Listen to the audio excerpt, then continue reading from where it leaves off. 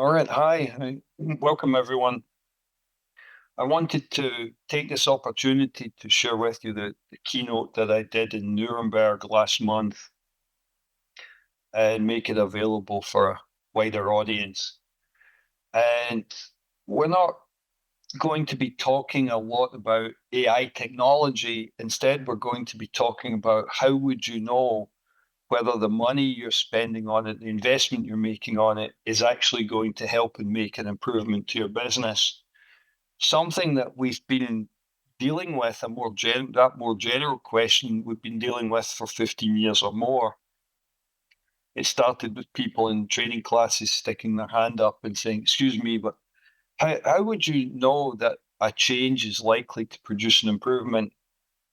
And some of you who followed my work for that time period will know that that led to the emergence of what's called the Fit for Purpose framework and the Fit for Purpose book that Alexei Zheglov and I wrote, the first edition published in 2017, almost a decade ago now. It's almost nine years ago. In August, I was writing the manuscript. So we're going to be looking at that topic and specifically looking at this very funny word in English, satisficing, which the first time I heard it, I thought that's not a real word. Somebody made that up. But of course, all words are made up at first, and then they get to be in the dictionary, and then they're called real words. Right? So why AI alone isn't going to make your organization agile? Now, over the last year or so, we get to talk to quite a lot of companies as part of our daily work, doing training. And a lot of these groups that used to be agile coaching groups are now involved in some sort of AI initiatives. And what we see as a recurring theme there is that their employers, the companies, they seem to be throwing a lot of money and resources at AI, and they don't seem to have any sort of strategy. They seem to, their opinion is that we tried this agile thing, we tried this scrum thing for a while, that didn't really work. People told us we weren't doing it right. So we tried to do it harder, we hired new coaches, we tried again. Then we tried to scale it. Because it didn't work at small scale, we tried to do it at large scale, and that didn't work either. We deployed some scaling framework, and that cost us a lot of money and seemed to make us slower. And after many years of spending lots of money on that, we've pretty much decided it doesn't work. So we fired all our scrum masters and our product owners. And the ones who didn't get fired have been given new job titles like flow manager or delivery manager or transformation coach. And they're the survivors. They were given a job title that was defendable. And now we've decided that the way we're going to improve everything is to use AI technology. And the same people who brought us small scale agile that didn't work and large scale agile that still didn't work, they're now in charge of the AI deployment. And I would sum all of this up as it's basically hope and throwing a bunch of money at it. And the hope is not a strategy. That they don't seem to have a strategy. A lot of these companies that we've spoken to, they're really just hoping that AI will fix all the issues that they didn't manage to fix with Agile and scaled Agile. And the same people are in charge of it. And somehow, magically, this is going to work. And interestingly, it's a lot of money, right? We'll see some of the numbers in this presentation. So, as I said at the beginning, people have been asking this question of me and our business, Kanban University Trainings, for a long time. How would you know whether a change will produce an improvement? And therefore, how would you know whether introducing AI in any part of your business is actually going to produce an improvement? So, first of all, what's this funny word, satisficing? because yes, it is a real world, a real word. It's quite new in the English language. It dates from 1956 or 57. I'm not sure exactly when it was admitted into the dictionary a few years later. So it's a word that's it's about 70 years old, and it comes from splicing together satisfactory and sufficient. So the word satisfies was coined by Herbert Simon. He's a Nobel laureate in economics and a mathematician. And in the 1950s, he was studying the problem of network graphs. And this widely understood problem that you can improve an individual node in a network and you've produced a local improvement. And sometimes that node starts to perform in a way which is locally optimal for it. It's very efficient. The individual node is very efficient. But when you ask the nodes in the network to improve for efficiency, to be individually optimal, they start competing against each other and it produces a suboptimal outcome. So this was understood in industrial scale businesses where if they asked individual departments or manufacturing lines, different factories or plants in their organization to optimize for efficiency, it produced an inefficient whole company. So Simon was studying that because it's a genuine economic problem. And he came to realize that the solution was not to ask the individual nodes to optimize, but to ask them to improve to what he called the satisficing level, a level that was sufficient and satisfactory. And if each node tried to achieve a sufficiency and a satisfactory level of performance, then overall the whole network would optimize. You get a global optimum from local satisficing. So it's a mathematical scientific result, and it's the fix for the local optimum problem, the idea of driving efficiency in individual nodes in the network.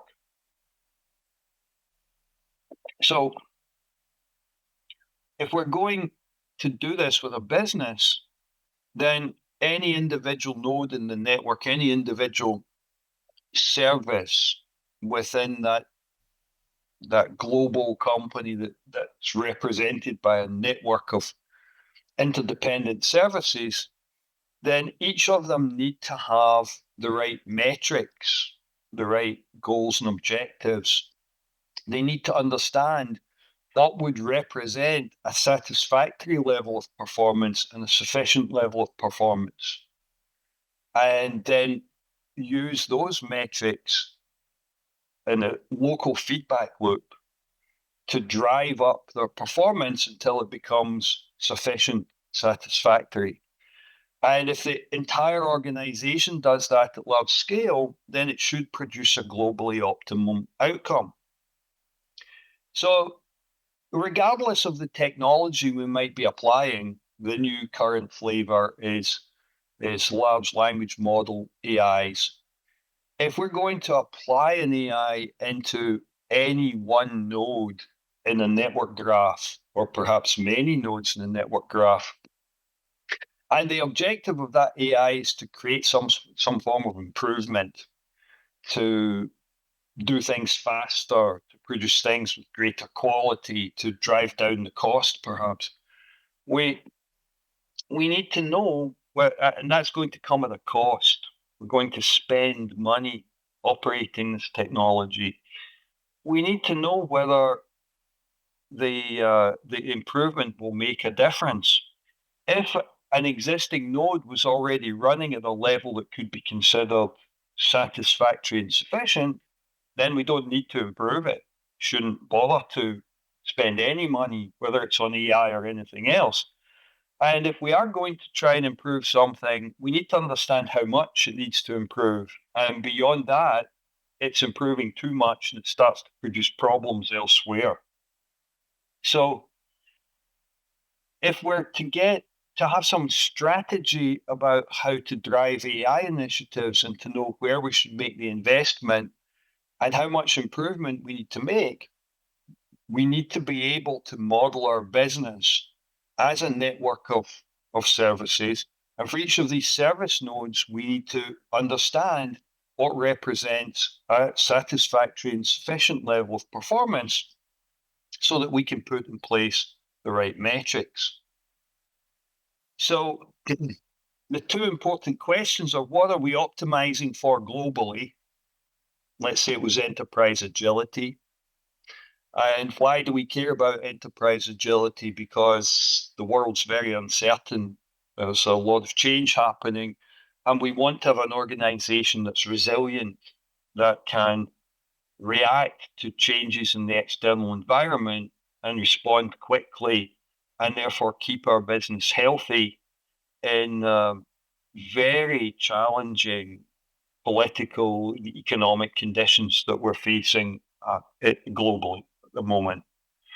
So the question, therefore, is the second question. If we know what we're optimizing for globally, what are we satisficing for locally?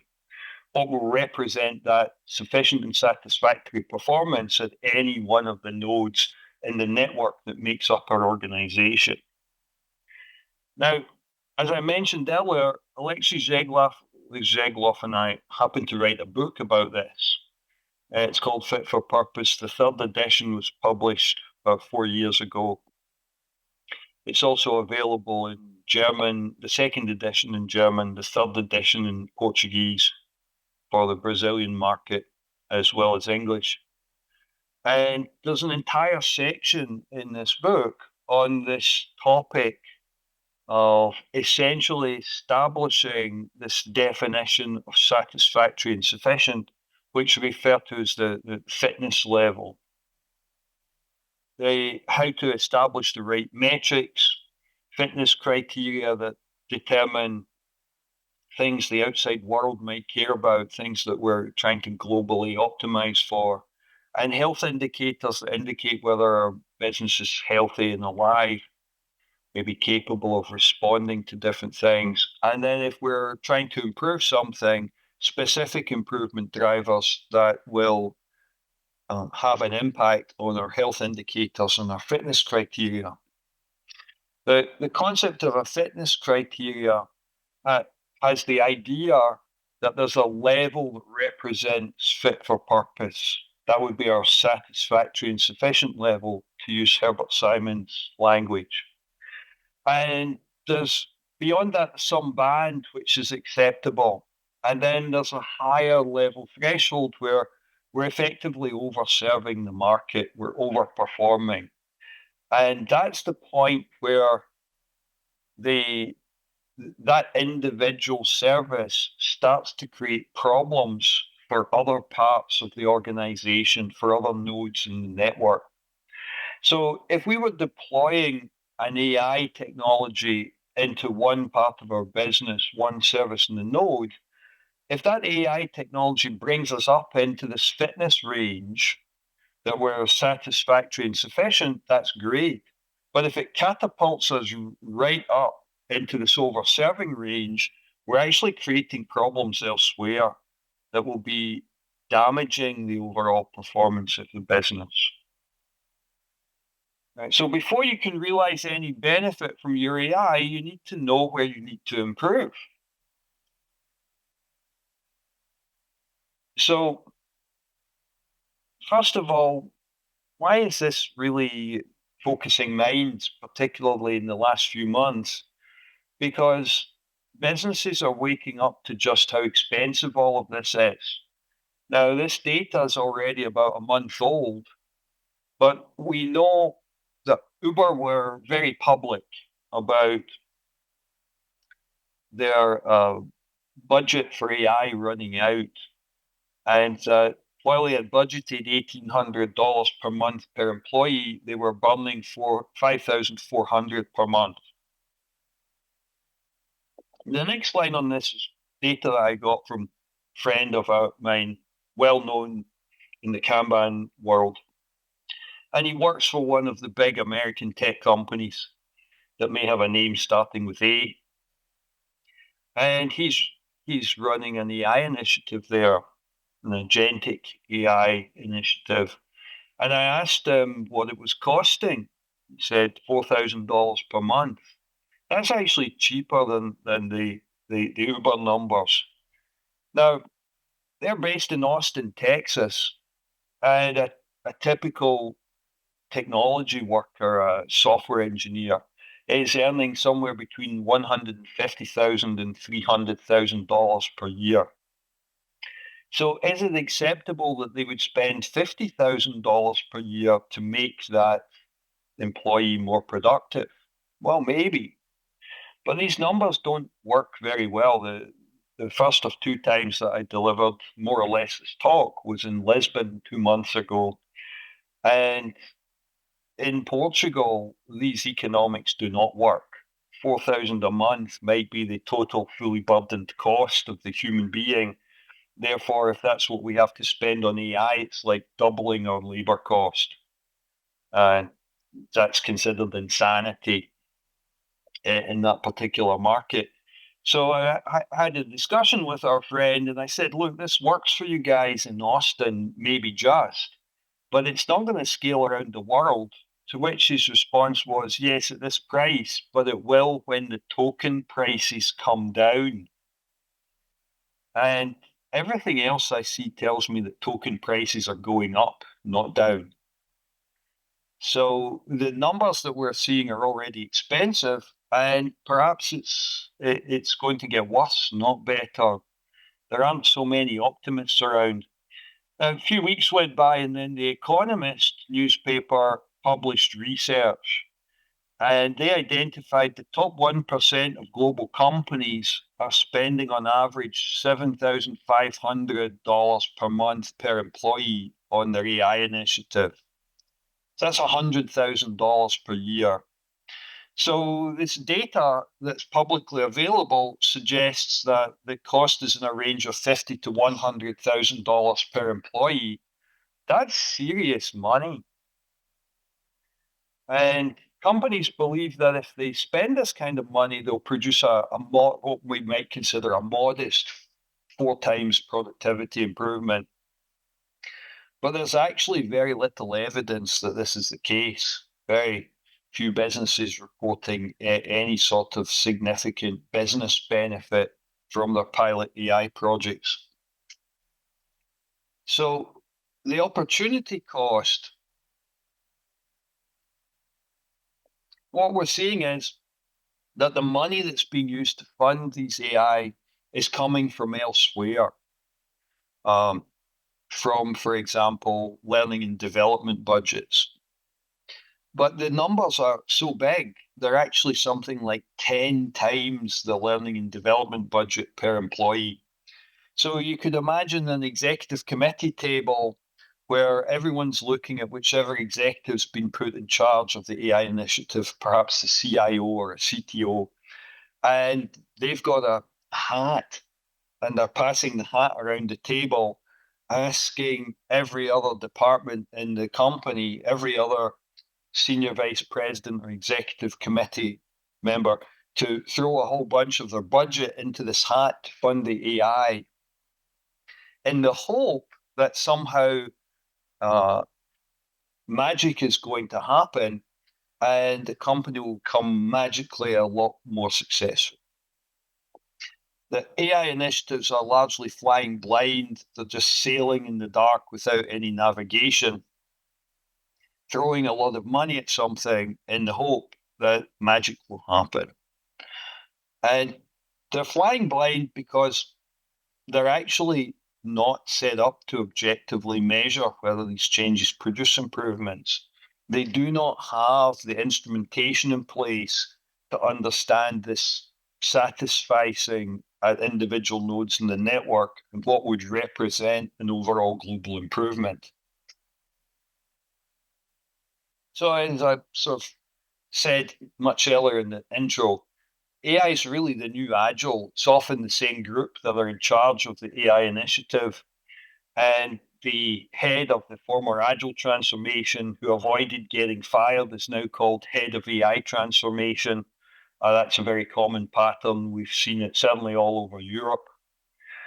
Senior Agilists are largely keeping their jobs, but often at lower contracting rates.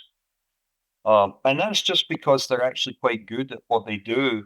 They weren't necessarily set up for success previously, or people didn't listen perhaps to their advice. But some of them are keeping their jobs, particularly if they can show some tangible benefit. So someone who transforms from being an agile coach to a delivery manager, they keep their jobs. There's still no tangible impact on company performance. We haven't seen that. And the budget now spent on tokens rather than Scrum Masters. Fired all the Scrum Masters, most of the product owners spent all the money on tokens. So if we're to pursue enterprise agility because we live in uncertain times, we need to understand what it is we're trying to make agile. And two possible things. We want to run our day-to-day business faster, quicker, with greater agility, a greater ability to respond to changes, fluctuations in market demand, changes in the customer expectations. And then we want to be able to change our business quickly. We want to be able to reinvent and pivot, and therefore to have a sort of evolutionary DNA wired into our organization so that we can be agile at two levels of scale, at two dimensions, agile in responding to our existing market, supplying our existing products and services, and agile in terms of reinvention. Now, this is so unpopular in the agile world of the past that agility is really all about speed. Time from order to delivery, time from concept to cash, time from realizing that the market was changing around us and how do we reinvent ourselves. That senior executives sponsoring agility initiatives, historically, their expectation was that we're going to go faster. So when Agile coaches and talking heads who speak at Agile conferences started going around saying Agile was never about speed, they all got fired. That's plain and simple truth. So your organization consists of a network of interdependent services. So we have the network graph on the left here, and we have an organizational hierarchy on the right. And then we have a customer request entering that organizational hierarchy, and fulfilling that request has to span across different parts of the organization. We would model that on a Kanban board. The Kanban board represents the service. It doesn't model the organizational structure. And the core molecular unit of business agility is that service. It was never really about teams. That if you're focused on customer value, you have to focus on services. So if we can identify one service, then we scale by scaling out in a service-oriented fashion. We want to build an entire service-oriented map, model our organization as a network of interdependent services. And for each one of those, for each one, we'll have some sort of Kanban system. And for each one, we need a set of metrics that define the satisfactory and sufficient performance level. And then we gather that, we instrument system, we gather the data, we analyze it periodically, and we compare the real numbers with the desirable satisficing criteria. No. So what does satisficing criteria look like? That's taken straight from the Fit for Purpose book. Things like lead time, predictability, timeliness, quality, both functional and non-functional, regulatory compliance, convenience, adaptability, configurability, affordability. We could go on with the list, but these are the big six. And there is a point where further improvement isn't really going to generate more value, or we might be, for example, going so fast at one point in the organization, we start producing problems elsewhere. Or I think very specifically what I see with AI, it doesn't make decisions, it gives you options. So I find that my inbox or my Microsoft Teams actually fills up with things like, hey, I was doing some analysis on our website. That's paraphrasing for I asked AI to do the analysis on the website. And I discovered that we've got three different articles that are mostly talking about the same thing, and they're kind of separating out our traffic, and it's driving down our SEO. So I've come up with some ideas for how we could consolidate these into one larger, longer article that will improve our SEO. And now I need you to, I need you to review it and check that it's correct. So about 2.5 hours later, after several messages from me saying, you used AI to write this shit, didn't you? I finish editing this document at 8:30 at night. I'm going home late for dinner. And that would never have happened before AI. We just wouldn't have done that. And I find that that's one example. Another example is, hey, we've got a problem. Here are 5 possible ways we could solve it. You're in charge. Pick one. And now I need to analyze all these options because the AI can generate a lot of options for my staff very quickly. And then they just throw that shit at me to make some decision. In other words, the chief executive's time is being wasted. That's suboptimal because the AI is overperforming in some other area of the business. And I'm quite sure that that problem is repeating itself at very large scale with some of the companies we talk to. Right, so what should you do? We want to basic Kanban kind of stuff, right? Visualize and instrument and manage the flow of end-to-end customer requests, basic flow manager, delivery manager kind of stuff, maturity level 2, maturity level 3 stuff in our literature. Define the satisficing criteria using the fit for purpose framework. It's really custom designed for that. And implement a local feedback loop to therefore improve the flow with the target of driving your satisficing criteria metrics up to the right level.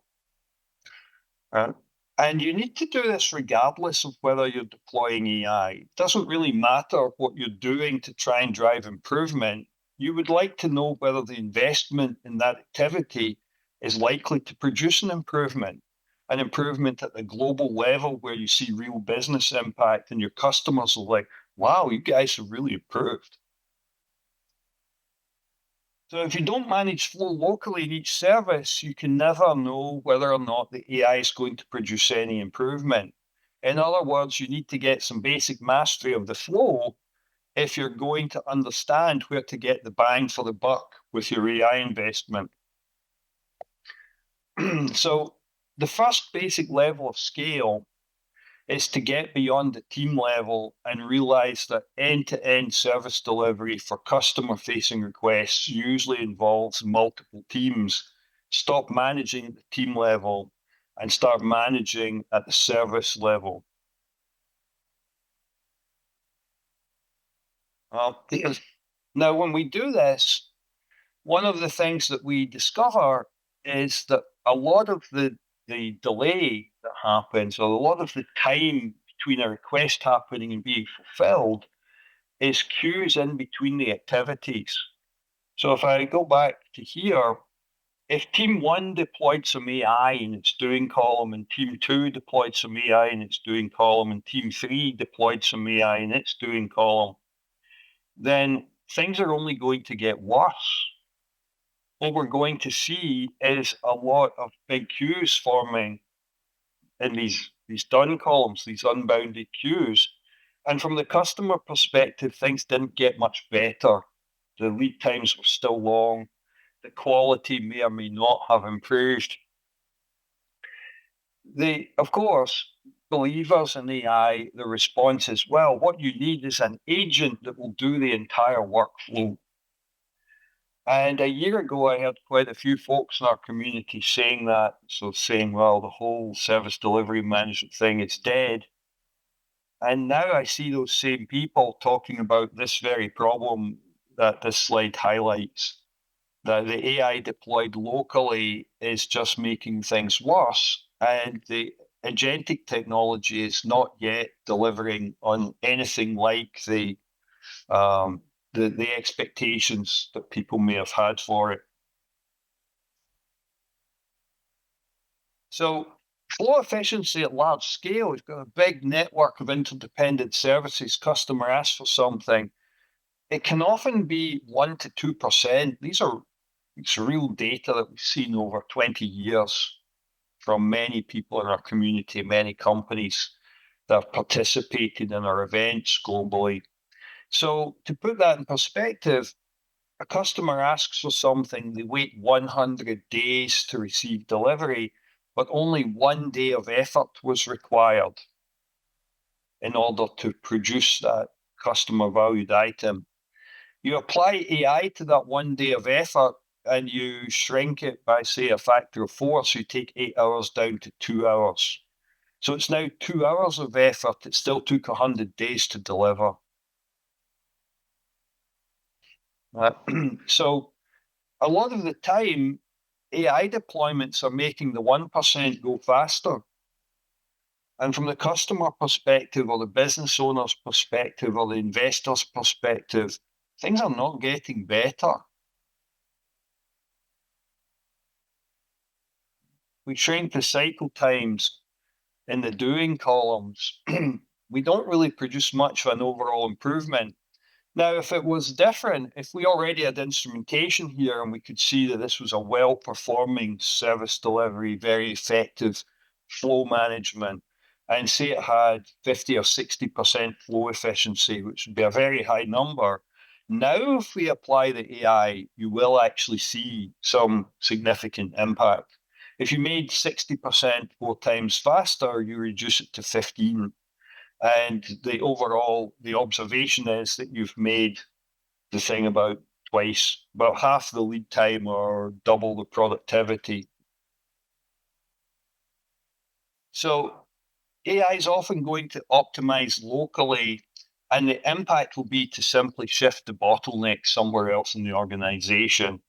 It will produce little to no global improvement, but man, you could be burning $50,000 per employee to not improve. So the improving locally requires autonomy. The individual nodes in the network, these service delivery nodes, they have to be able to act autonomously. And we're asking them to improve, to satisfy, not to globally optimize and for, say, efficiency. We're asking them to satisfy, and they want to get on with that locally. So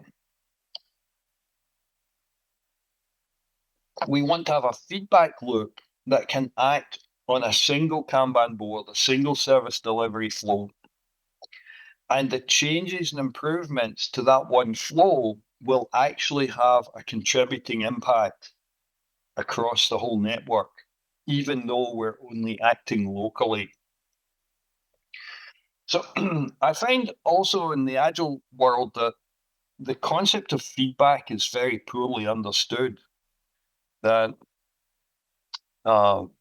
feedback is I think you talk too much at the meetings or something of that nature. They don't really understand what a feedback loop is, that you need to have some some input reference, some objectives, some metrics with some sort of target or range, some understanding of what good looks like, or in this case, satisfactory and sufficient looks like, that you perform some function, you deliver that, you collect data and information through instrumentation, and perhaps you do some processing on that data and information, and you feed it back into the system and you compare it with your reference input. So here on the right, this inner loop, the one closest to the delivery to the customer, is really all about, are we doing things right? And therefore, are we meeting the satisficing criteria? Is our process producing a satisfactory and sufficient level and meeting our expectations? And then our outer loop is about asking, do we have the correct satisficing criteria? Is our service being driven to a level that is satisfactory and sufficient in the right aspects of the service? Things that actually make a difference to whoever asked for it and the nodes that connect within the overall network graph. So when we're coupling services together, basically joining Kanban boards with some kind of dependencies between them, we want to, in this case, the requesting service at the top is sending a request to the dependent service. The dependent service needs to know what represents satisfactory and sufficient level of performance that the requesting service will find that it's satisfactory and sufficient, because it contributes to them in turn producing satisfactory and sufficient performance for whoever made the request of them, perhaps an external customer. Of course, we manage these things on Kanban boards, the tickets between things with parking lots. Didn't really need that slide. This picture, which is available on our Kanban Plus website, shows the, if you like, the big picture for the Kanban method and the fit for purpose framework. And what it's modeling are all the feedback loops. And the piece in the middle that I've highlighted, the service delivery review and the fitness review, this is where we are monitoring this level of sufficient and satisfactory performance and driving the individual changes at the individual service delivery workflows, at the individual Kanban board level. It's a very detailed diagram, this, and you can read more about it on the website if you want to understand the whole thing. Then for global optimization, we've got our map of the services that make up our organization. And we want to understand, how do we globally optimize? Well, we have to start from the outside with the customer-facing nodes and ask, what represents satisfactory and sufficient level of service for those customers? And then in turn, that customer-facing service that makes calls internally to other parts of our organization, what represents satisfactory and sufficient level of service for them, that needs to cascade through the whole network. And once again, the diagram illustrating the different types of metrics for which we can have satisfactory and sufficient levels and ranges. The fitness criteria, our health indicators, and our improvement drivers.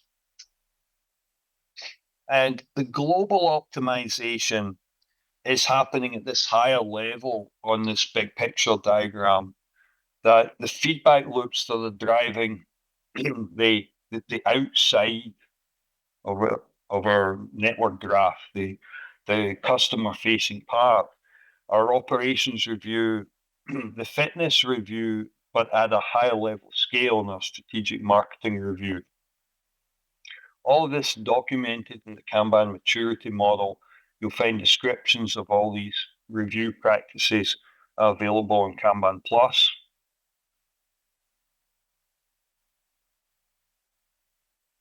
And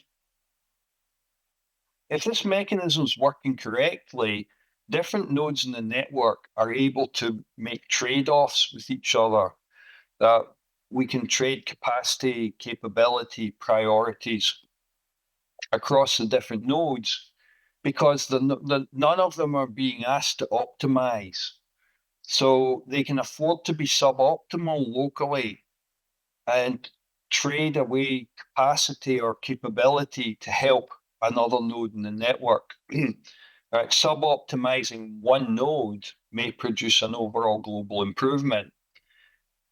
You'll instantly realize that if you have a manager in charge of that node and that manager has an incentive program and they have bonus payments, the way that that manager is measured has to be in a way that is friendly to the whole network.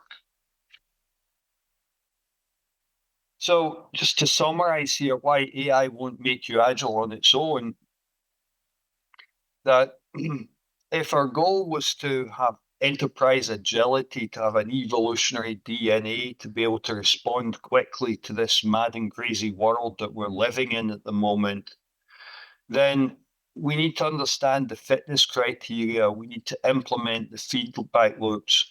We need to know what satisfied customers actually look like. So we need to understand what to be optimizing for on the outside. And then we need to know how to satisfy locally on the inside.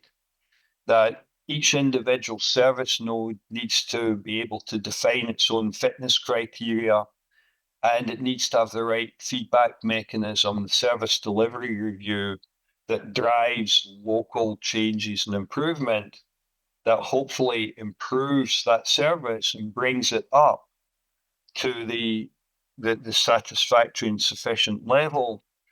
And if they're using AI to do that and cause that improvement, well, that's fantastic. Now we've actually got something that we can build a return on investment type analysis around.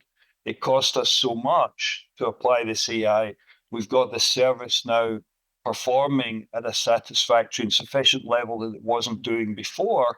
And that in turn is making a bigger contribution to our business, which globally is now performing better. We can add up what we're spending locally to get our global spend and look at what we're producing in terms of improvement externally. And now we've got a real ROI analysis. We understand whether our investment in AI has actually driven an improvement in our business and whether that improvement was worth the investment. Right, so hope is not a strategy. AI is not going to make you agile on its own. You need to drive cooperation and alignment. You need service-oriented thinking. You need those individual service nodes to be able to act with autonomy and to drive their own local improvements with the goal of satisficing. And we need the double loop learning. We need the local, let's improve to satisfice, and then the outer loop. That's the question. Do we have the right criteria? Are we measuring the right things? You do these 6 things, and suddenly you start getting much more bang for your buck, or at the very least, you know where to focus your AI investment. AI on its own, a fast way to increase costs. That's my current observation of companies that we've been talking with over the last year or so. And potentially to lower customer satisfaction. Certainly within my own company, we use AI in a number of ways, and there are definitely ways where I see it being used very, very intelligently, particularly in our IT operations function that maintains the Kanban University website and our Kanban Plus platform. I think AI has been immensely helpful there, because modern websites, modern technology platforms are very complex. But in other ways, from my personal chief executive position in the company, I really hate it. I do not enjoy my employees burdening me with extra work because the AI cheaply generated it for them. Right? Moving the bottleneck to the top of the company is not a good strategy. Right? So a typical enterprise scale Kanban implementation, let's just make a quick comparison. Imagine AI had never happened. You do this stuff properly, the very typical improvements are 4 to 8 times productivity gains, 90% drop in lead times, time to market, and typically at a cost of less than 1% of existing fixed labor costs. A friend of ours, Kanban coaching from Shenzhen in China, Adam Wu, he's done more than 6 of these at a scale of more than 5,000 people each time. The biggest one was at Huawei, where it's 100,000 people. And therefore, my observation is that companies that have implemented the Kanban method at scale and done it right have produced much better improvements than they're hoping to get from their AI, and at an absolute fraction of the price. That's just worth thinking about. So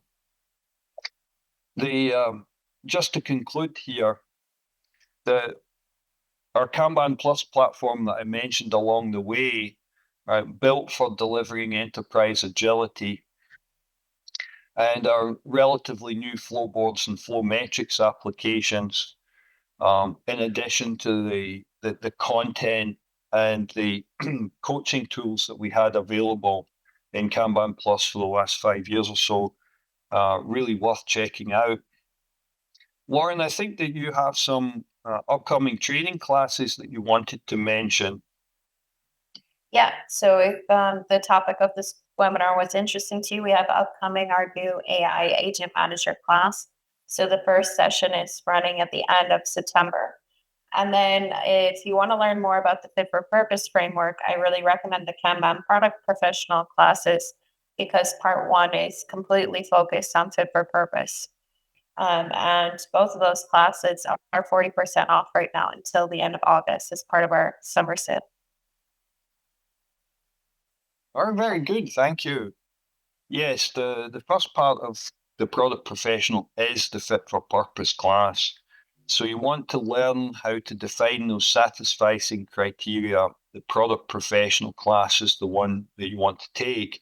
Our new AI Agent Manager class has been developed for us by a Kanban trainer called Tomo Lennox. And I've been involved in the curriculum development. I'm really quite impressed with the content in this class, and we're looking forward to piloting it through the rest of this year. It's clearly a new job title, Agent Manager, but the AI Agent Manager, and we see people struggling with how to get the best results because a lot of money's now being spent on these things. It's burning cash very quickly. So if either of these are interesting to you, please follow up, check out the website, or follow up directly with Lauren. Thank you for joining us, and hopefully we'll see you soon in another session.